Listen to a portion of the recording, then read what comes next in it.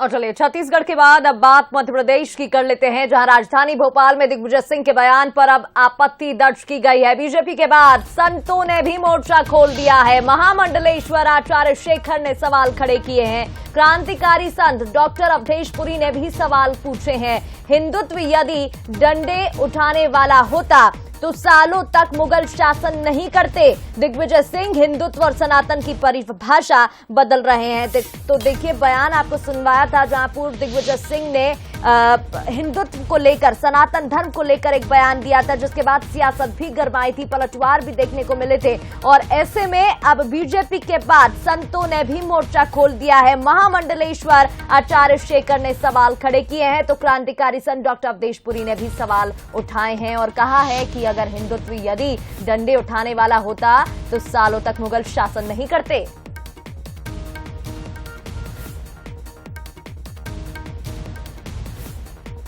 और चलिए सबसे पहले आपको पूर्व मुख्यमंत्री दिग्विजय सिंह का वो बयान भी सुना देते हैं, जिसके चलते सियासत इतनी गर्मा गई है। हमारा सनातन धर्म है, हम हिंदुत्व को धर्म नहीं मानते। सनातन धर्म के आयोजन में क्या नारा लगता है? धर्म की अधर्म का प्राणियों में और विश्व का ये सनातन धर्म है। हिंदुत्व में ये नहीं है। हिंदुत्व में ये कि जो हमारी बात नहीं माने उसको डंडा मारो, उसका घर तोड़ दो,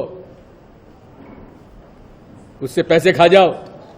मेरा आपसे निवेदन है कि हिंदुत्व का जो अर्थ आपने बताया है कि डंडे मारना या और भी कुछ बातें कही है, तो अगर हिंदुत्व का ये अर्थ होता तो 800 साल मुगल यहाँ राज करके नहीं गए होते। जो मुगलिया भाषा परिभाषा आप बता रहे हो सनातन की, हिंदुत्व की, लेकिन आपने मुगलों को खुश करने के लिए, मुगल सपोलों को खुश करने के लिए बार बार सनातन धर्म की बात कहते हो, हिंदुत्व की बात कहते हो। आपको शर्म आना चाहिए।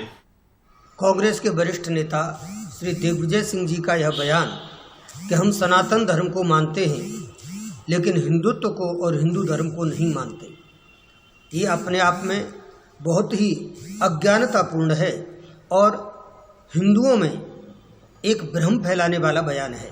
मैं कहना चाहूँगा कि जब हमको धर्म की गहराइयों के बारे में मालूम नहीं, धर्म का रहस्य मालूम नहीं, धर्म के बारे में हम ज्ञान नहीं रखते, तो फिर धर्म के विषय में इस प्रकार की एक मूर्खतापूर्ण टिप्पणी करना और इस प्रकार के भ्रम फैलाना ये उचित नहीं है।